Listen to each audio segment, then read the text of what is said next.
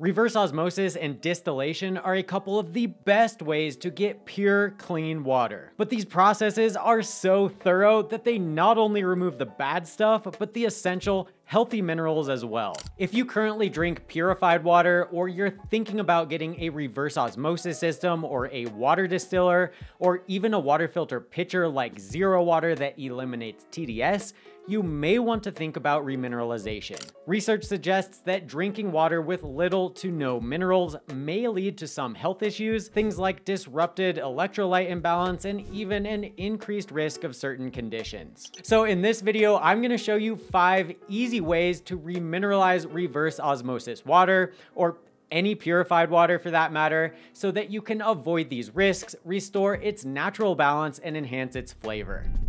Now, these first couple of methods are what I call manual methods, meaning that you're going to have to be manually adding things to your water every time, and also remembering to do so. First up are trace mineral drops. This is one of the easiest ways to add back minerals that reverse osmosis or distillation will strip from your water. These drops usually contain minerals like calcium, magnesium, sodium, potassium, and many others, and you simply add them to your water before drinking. Now, I find it a bit easier to add a few drops to a large jug of purified RO water instead of adding them glass by glass. Doing it this way not only saves time, but also helps keep the added mineral levels consistent. I'm also planning on doing a before and after lab test like I do with water filters to check the actual change in concentrations of minerals. So let me know down in the comments which brands of trace mineral drops you want to see me test, and also make sure you're subscribed so you don't miss out on that video. A few advantages of mineral drops are that they come in a small bottle, so they're both portable and convenient and perfect for travel or on the go. You also have more control over both the types and amounts of minerals that you're adding to your water, as long as you follow the manufacturer's dosage recommendations. Of course, there are disadvantages as well, the first being that manual effort is required, so you'll need to remember to add drops to your reverse osmosis or distilled water every single time. And trace mineral drops can be a bit pricey for the amount that you actually get, so if you're on a budget, this next method might be a better starting point.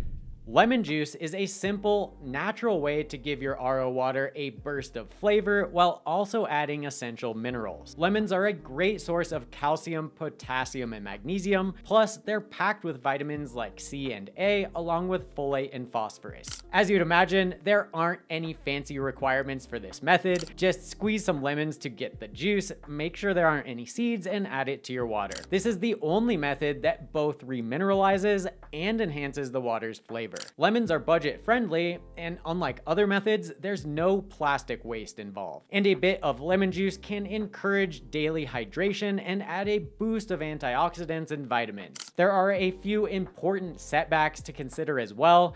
Lemon juice is acidic, so it can erode tooth enamel, so it's best not to drink lemon water all day long. But you could also drink through a reusable straw to minimize contact with your teeth. And unlike mineral drops, you won't have a precise mineral concentration that you know you're adding to your water. Overall, lemon juice is a great natural way to boost both the nutrition and the flavor of your RO or purified water, but it's best to do this occasionally and not all day every day. Another simple, natural method is to remineralize your water with pink Himalayan salt. Unlike regular table salt, Himalayan salt contains trace amounts of calcium, magnesium, and potassium, making it ideal for adding minerals back into your reverse osmosis or distilled water. But this one requires an extra step, which is to first make a concentrated brine solution called soul water. Fill a glass jar about a quarter way with pink Himalayan salt and the rest with purified water. Put a lid on, shake it up, and let it sit for 24 hours. Once it's ready, add a teaspoon of this concentrated mineral solution to a cup of your purified water to remineralize it. This is another great, natural, and affordable method, costing just a few bucks for a pound of salt. You also control how much soul water brine you add to your drinking water, which gives you some flexibility over the taste and mineral levels. Now, there are a few potential drawbacks to be aware of when using pink Himalayan salt to remineralize reverse osmosis or distilled water. First, adding the soul water brine to your water might give it a slightly salty taste, which some people might find off-putting. Like with other natural methods, there's no exact measurement of the minerals you're adding, so it's not as precise as using mineral drops. Overall, pink Himalayan salt is an easy, low-cost method to naturally remineralize your RO water, but it might not be the best choice for folks who are sensitive to a slightly salty taste, or for those who are on a low sodium diet.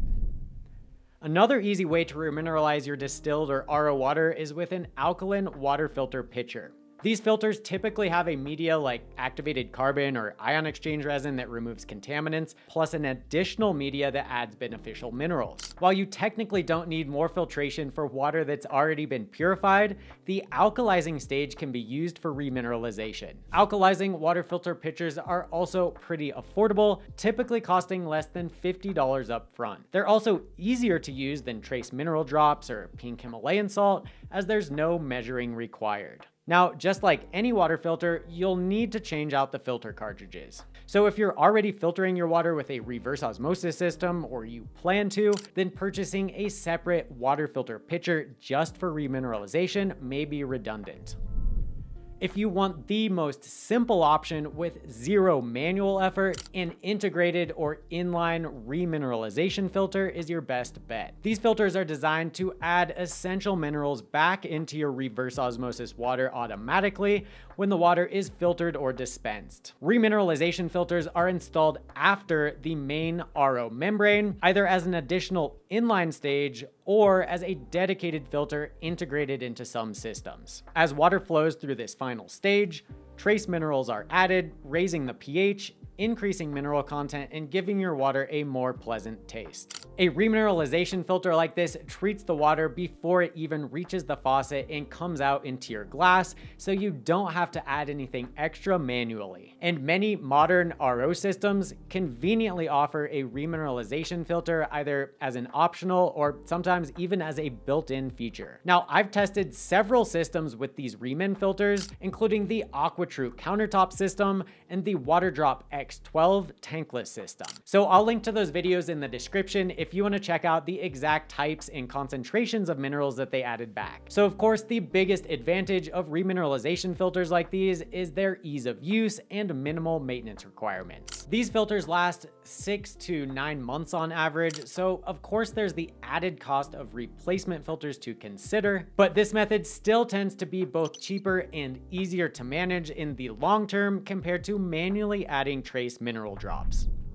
So these were the 5 best methods to remineralize reverse osmosis, distilled, or any other purified low mineral content water. Lemon juice and pink Himalayan salt are the quickest and easiest methods to get started with today, and you might already even have those ingredients in your kitchen. But a remineralization filter is both the easiest and most cost-effective method over the long term, and it's what I personally use to remineralize my RO water. Like I mentioned, I've tested a number of reverse osmosis systems, both with integrated and external remineralization filters. So if you want to see how those performed in my testing and what minerals they actually added to my water, stick around and watch one of the next videos coming up right now. Click or tap to keep watching.